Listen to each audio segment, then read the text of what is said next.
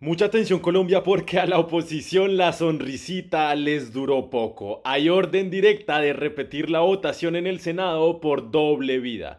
Lo cometido por la mesa directiva del Senado de la República en cabeza de los opositores tramposos Efraín Cepeda y Diego González, secretario general, constituyen un delito y es objeto de una acción de tutela por violación al debido proceso, acciones jurídicas que ya se anunciaron porque así quedó registrado el fraude de la oposición negligente. Escuchen atentamente.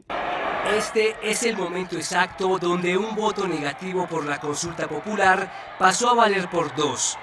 En la pantalla gigante que contabiliza los votos de cada senador se logra ver un conteo de empate con 45 votos cada respuesta, tal como lo muestra el video del momento recuperado por RTVC Noticias. Este voto negativo automáticamente sumó 47, hundiendo el proyecto de consulta. Y bueno, gente, aparte de que están esas pruebas suficientes para que prosperen las acciones jurídicas, Gustavo Petro hizo el siguiente anuncio. No esperamos al año entrante. Le solicito al Senado poner de nuevo en votación la consulta popular. Y a ustedes dirán, ¿a qué se refiere Gustavo Petro con esta orden de volver a hacer la consulta popular? Y yo les diré a ustedes que eso lo esclarecemos en el trino que publicó Gustavo Petro hace momentos. Dice, el gobierno volverá a presentar la consulta popular con otra pregunta adicional en salud, pero esta vez ya el Senado la discutirá con el pueblo en las calles y carreteras, si así lo deciden las asambleas populares en los municipios, porque recuerden que Gustavo Petro convocó un cabildo abierto, un cabildo popular en todo el país. Ya se están empezando a reunir las personas, ya están las invitaciones, gente. Acá les muestro esta que comparte Gustavo Petro hace minutos. Dice, evento cultural y conversatorio modo cabildo popular. Programación, presentación de la iniciativa ciudadana un cuarto de hora, recital de poesía, música folclórica, diálogo abierto sobre el momento político, declaración de cabildo popular con aportes a decisión sobre bloqueo institucional del Congreso, convocatoria de respaldo a locución presidente en Paseo de Bolívar, Barranquilla, lunes 19 de mayo y clausura. Entonces, esto está convocado para el 15 de mayo hoy a las 4:30 pm, pero no es la única convocatoria que se está haciendo. Ya en el centro de Bogotá, vean. Días de su movilidad movilidad por 95, se encuentran en la carrera octava con calle 15. En este momento manifestantes se apostan sobre la calzada y se evita el paso y circulación de vehículos. Paro cívico anunciado. Hoy empieza en el centro de Bogotá, en el Museo del Oro y las Aguas. También están convocados en Usme, también está convocado en Suba y en diferentes localidades de Colombia y de Bogotá. Acá el señor Fabio Arias, presidente de la Central Unitaria de Trabajadores, llama a la movilización ciudadana, gente. Si no defendemos en las calles lo que por derecho tenemos que exigir, nadie lo va a hacer por nosotros, y menos ese Congreso tramposo que ya vimos lo que hicieron. La Central Unitaria de Trabajadores rechaza la decisión tomada por el Senado de hundir la consulta popular. Nos parece exactamente que esto es una maniobra del Senado de la República, de este Senado oligárquico que no quiere que los trabajadores recuperemos los derechos que durante todos los gobiernos neoliberales y proempresariales nos quitaron. Desde ya la Central Unitaria de Trabajadores se pone en pie de alerta frente a la necesidad y la conveniencia que tenemos para realizar movilizaciones sociales muy rápidamente para protestar especialmente contra el fraude que se fraguó en el Senado de la República para ahogar y frustrar la aspiración de los trabajadores y la población en general de participar en una consulta popular que les recuperaría derechos. Nos vemos nuevamente en la calle. Estaremos discutiendo con las demás organizaciones sociales todas, ¿sí? el Comando Nacional Unitario, la Coordinadora Nacional por el Cambio, la Asamblea Nacional Popular, las diversas fuerzas sociales y políticas para establecer todo un plan organizativo encaminado exactamente a protestar enérgicamente contra esta decisión y este fraude del Senado de la República. Les comparto otra convocatoria, dice Alfredo Mondragón. Hoy jueves 15 de mayo a las 6 p.m. Cabildo en Cali, en la plazoleta Jairo Varela, a organizarnos para revertir el fraude hecho a la consulta popular. Entonces están haciendo diferentes convocatorias que gente, si ustedes están dispuestos a defender esta consulta, investiguen, hagan las indagaciones respectivas. Yo también como medio alternativo de comunicación les estaré publicando dónde y cuándo son las convocatorias, pero mi capacidad es limitada. Entonces quienes quieran ayudar en los comentarios o enviándome a mí, por favor les agradezco para poder difundir correctamente esta información y que llegue a toda la gente, organizarnos, porque si no nos organizamos, vienen acá y nos roban de frente, como lo acaba de hacer el Senado de la República, la oposición. Quiero aprovechar porque esto no sale en la prensa tradicional. RTBC Noticias tiene que hacer los cubrimientos, como lo ven acá, y la prensa alternativa, los medios alternativos de comunicación, tenemos que entrar en este ejercicio que los medios privados, corporativos, se niegan a hacer, porque a ellos les conviene que se tumbe la consulta. Ellos son los primeros en contratar con un contrato de prestación de servicios y explotar a sus trabajadores. Entonces, por favor, dejen su me gusta, esa simple acción ayuda mucho. Dejen sus comentarios, compartan este video por todas partes y véanlo completo, por favor. Aprovecho para agradecer, como siempre, a Obed Esquivel Mora y a José Ramiro Malagón por hacer sus donaciones a nuestro Nequi, que a través de este es que nos mantenemos independientes en nuestros recursos. Entonces, seguimos con el anuncio de los pueblos indígenas del Cauca que se movilizan tras el hundimiento de la consulta popular. Desde el resguardo de López Adentro, municipio de Caloto, norte del Cauca, el pueblo NASA, reunidos aquí en el cuarto congreso, saludamos a todas las organizaciones sociales, sindicales y obreras del país que se encuentran reunidas en la ciudad de Bogotá. Hoy nos hemos declarado en movilización frente a la decisión que ha tomado el Congreso por el hundimiento de la consulta popular. Invitamos a todos a que nos sumemos a este llamado. ¡Guardia, guardia! Bueno, continuamos. El uribismo, dice Gustavo Petro, hundió la reforma laboral. En la Comisión Séptima, y como la revivimos como consulta, ahora hunde la consulta para revivir la misma reforma laboral que hundió en la Comisión Séptima, todo un desastre de partido. El mayor desastre estuvo en que tuvieron que quitarle el voto a más de una decena de congresistas que iban a votar por el sí y tuvieron que hundir la consulta con el voto de un uribista convicto. Nunca en la historia contemporánea había pasado que sacaran a un congresista de la cárcel para que votara y le hundiera los derechos al pueblo trabajador.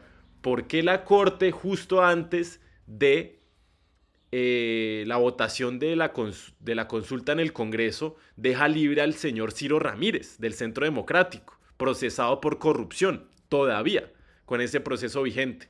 Es un verdadero desastre de Senado y de la democracia. Tiene que haber costado mucho el oprobio que han cometido. Ahora tratarán de hundir otra vez el proyecto de ley que presenté hace 2 años al Congreso, pero es el pueblo el que debe dar su respuesta. Entonces ahí utilizaron una maniobra, que reviven la anterior reforma laboral para poder hundir la consulta y solo tienen hasta el 20 de junio para votar, porque ya se termina el periodo legislativo. ¿Ustedes creen que van a votar en esos pocos días, en esos 37 días? Nos van a ver la cara, gente. ¿Por qué Efraín Cepeda cambia el orden del día para saltarse la discusión de la consulta? ¿Por qué después de horas de debate no hizo el llamado reiterado a votar como es de costumbre? ¿Por qué dio menos de 3 minutos para votar y cerró cuando llegaron los del sí, aprovechando la ventaja de 2 votos de los del no? ¿Por qué no repitió la votación cuando varios senadores apelaron y levantó la sesión abruptamente? Se saltó todas las garantías del debate democrático y ahora llama a la calma. Le escupen a la gente en la cara y pretenden aplausos. ¡Qué vergüenza! Y acá recordamos las palabras de nuestra exministra, Gloria Ramírez, exministra de Trabajo, integrante del Partido Comunista Colombiano, exintegrante. El Congreso es un instrumento de las élites. Lo acaba de demostrar. Bloquea cualquier aspiración al cambio y la transformación de Colombia. Nadie va a frenar la democracia que hoy está floreciendo, gente. Y acá les dejo una intervención muy buena de la congresista Esmeralda Hernández, que vale la pena difundir, gente, y escuchar. Tengo que decir varias cosas frente a su comportamiento y varios del Partido Verde, pero especialmente sobre el comportamiento de Angélica Lozano. Uno con Efraín Cepeda, uno con el Centro Democrático, con Miguel Uribe, con Paloma, con María Fernanda. Sabe qué atenerse. Es decir, ellos juegan de frente, ellos hacen oposición de frente. Lo que hace Angélica Lozano es oposición, pero rastrera, escondida, mentirosa, por debajo de la mesa. Esa es la característica de esa señora y de ese sector político. Esa señora siempre hace exactamente lo mismo, es decir, lo que pasó ayer fue una demostración de eso. Ella antes había anunciado su voto a favor de la consulta popular. Ella es la que les arma la estrategia. Si ustedes miran... Sí, porque ella fue la que presentó la proposición, claro, para que votaran la... Miren lo que tenía prevista la oposición. Liderada por Efraín Cepeda, presentan una propuesta de archivo a la apelación de la reforma. Es decir, para que la gente no se confunda, porque archivo, apelación, mejor dicho, presenta una proposición para que se acabe de hundir la reforma, para que no se reviva la reforma. Y ella les arma la estrategia. Ella les dice, no, el camino no es ese, el camino es revivir una reforma que ya está muerta, que ahorita quisiera que hablemos de eso, reitero, para que eso sea el argumento y sea la excusa para votar no a la consulta popular, porque les vamos a ahorrar plata y vamos a dar la discusión gratis en el Congreso y al país le salen 0 pesos. Ella arma eso. Ella dijo que sí, pero les explica además, o sea, como a niños chiquitos, nos cogen el tablero y le explica al Congreso, hace la tarea de buscar voto por voto y bancada por bancada. Y cuando se estaba tomando la decisión, porque ella sabía que cada voto era decisivo, como siempre, se sale y se hace la que es que yo no me di cuenta qué pasó aquí, una cosa cochina, rastrera, por debajo. Ese es su actuar, ese es el actuar de esa señora y de ese sector político, y siempre han actuado así. Ella sí se dio cuenta. Ahí está, gente.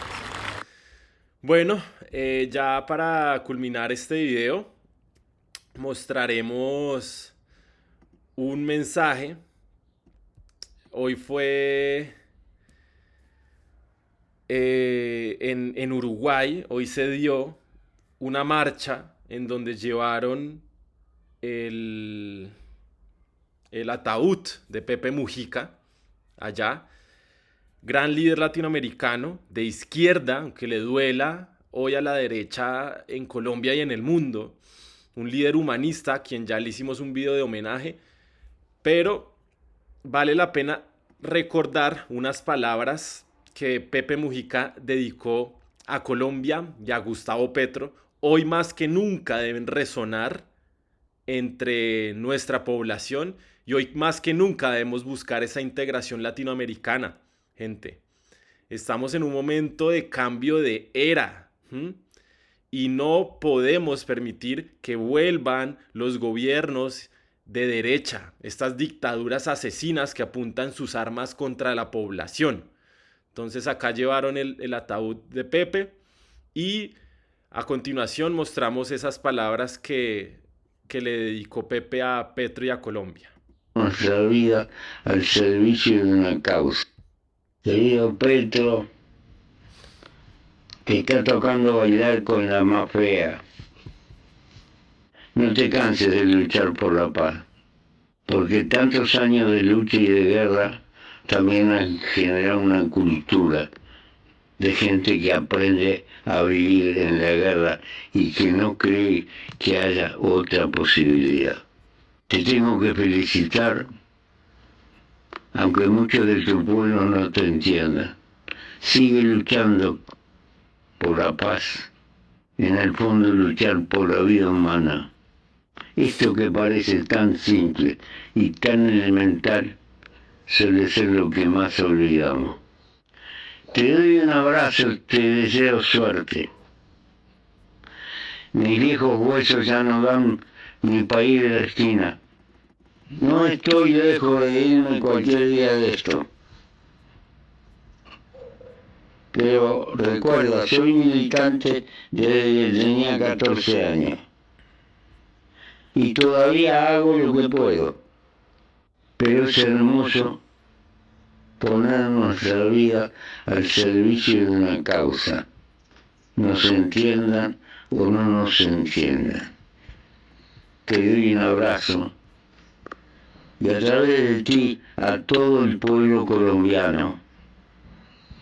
Hasta siempre, Petro. Para los que te entienden y para los que no te entienden. Un abrazo a la distancia. Sigamos luchando por una humanidad mejor.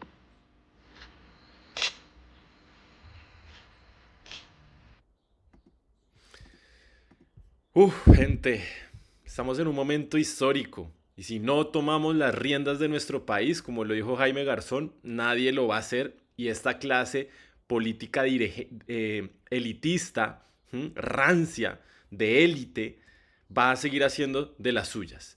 Para María Fernanda Cabal, que salió a atacar a Pepe Mujica y a Petro, en un acto despreciable de inhumanismo, quien dijo que Pepe Mujica no había hecho absolutamente nada por el pueblo uruguayo, pues acá en este recuento de la base creo que le responden suficientemente y con datos, lo que la señora Cabal es últimamente alérgica, porque con todos los trinos que vocifera, en pocos o ninguno de ellos adjunta fuentes, adjunta estadísticas, porque sabe que los indicadores económicos de países como Colombia, con el gobierno de Gustavo Petro, van bien.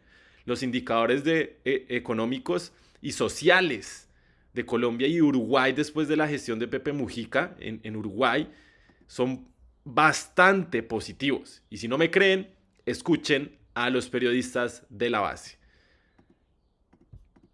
Desde luego, pero también hay que hablar de su lado político. ¿Cómo cambió Uruguay bajo la dirigencia de Mujica? Bueno, hay bastantes datos a destacar. Manu impulsó toda una serie de transformaciones. Primero, redujo la pobreza y la indigencia del 19,5% en 2010 a un 11,5% en 2014. Según el índice de Gini, durante su mandato se alcanzó el nivel de desigualdad más bajo de la historia de Uruguay. ¿Cómo se hizo? No fue magia. Fueron políticas de redistribución, aumento del salario mínimo, que empezó a crecer desde el gobierno de Tabaré Vázquez, y gracias a los programas sociales como el Plan Juntos, que se creó para mejorar las viviendas de familias vulnerables, y el Plan Ceibal, que repartió computadoras portátiles entre los estudiantes de escuelas públicas. Entre 2010 y 2015 la economía del Uruguay siguió creciendo a un promedio anual del 5,4% y el nivel de desempleo se redujo hasta el 6,5%, uno de los más bajos de América Latina. Se impulsó la transición hacia energías renovables. Hoy un 90% de la matriz energética de Uruguay proviene de fuentes renovables, principalmente eólica e hidroeléctrica. Se creó la Universidad Tecnológica en un intento de descentralizar la educación superior, y todo eso sin entrar todavía en lo que se hizo para ampliar los derechos. Con Mujica, Uruguay se convirtió en el primer país de Sudamérica en despenalizar el aborto en 2012, medida que llevó al país a tener la tasa de mortalidad materna más baja de América Latina.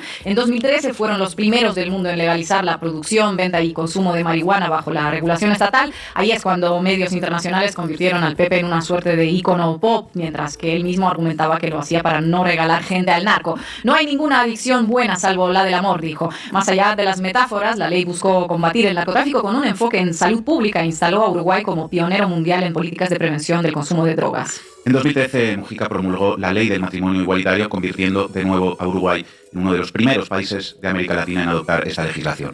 Tendríamos que hablar también de las políticas en materia de memoria histórica, ahora cuando en países vecinos se empiezan a revisar y se recurre otra vez a la teoría de los dos demonios. En 2012, Mujica pidió disculpas públicas en nombre del Estado uruguayo por la desaparición de María Claudia Yreta Goyena durante la dictadura, cumpliendo así un fallo de la Corte Interamericana de Derechos Humanos. También apoyó una ley que rehabilitó la persecución de delitos de lesa humanidad cometidos durante la dictadura. Y luego tenemos que hablar también sobre la integración latinoamericana y su papel en la consolidación de la patria grande. Fue uno de los promotores más activos del diálogo y la cooperación interamericana hasta literalmente los últimos días. Respaldó procesos de diálogo como las negociaciones con las FARC en Colombia y promovió una visión humanista en política exterior. Hace tan solo unas semanas, en vísperas de la última cumbre de la CELAC, dirigió una carta a Lula da Silva, Xiomara Castro y Gustavo Petro en la que les pidió que no abandonen el esfuerzo por la unidad de América Latina. Queridos amigos, ustedes me tienen que perdonar porque yo estoy al final de mi partido y es por eso que les pido que no dejen apagar la llama de la integración y solidaridad regional, que acepten las diferencias, pero que ellas no impidan sumar nuestras voces y crear así una mucho más potente.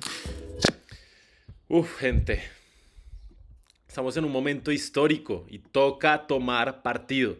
Gustavo Petro, termino con este trino que acaba de publicar hace 10 minutos. Las asambleas municipales deben lograr coordinar las organizaciones populares del municipio. Se convocan en las plazas municipales este sábado y domingo. Allí se vota el paro nacional. El paro nacional debe ser un ejemplo de no violencia activa. No debe golpear clases medias ni pobres ni la fuerza pública. El resultado de la votación del paro debe ser remitido a las centrales obreras. El lunes me informará el resultado. El presidente obedecerá la decisión popular tomada en las asambleas municipales. La plaza pública municipal es el sitio de la convocatoria y es para decidir desde las bases. Solicito a toda la prensa alternativa convocar la asamblea del pueblo. En cada departamento, hasta la última casa, debe existir información sobre los políticos que votaron en contra de la libre expresión del pueblo. Solicito que no haya violencia contra esas personas, pero hay que recordarlas siempre por haberse puesto en contra de los derechos de la gente trabajadora. Una democracia es el poder del pueblo y eso ordena nuestra Constitución Nacional. No hay ningún poder por encima del poder del pueblo. Entonces, gente, lo que se viene posiblemente es un paro nacional. Y con esto acabamos nuestro video.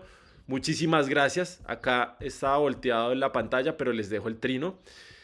Que estén muy bien y nos vemos en un siguiente video con todos los detalles informativos. Un abrazo. A participar de la asamblea y un saludito. Chao, chao.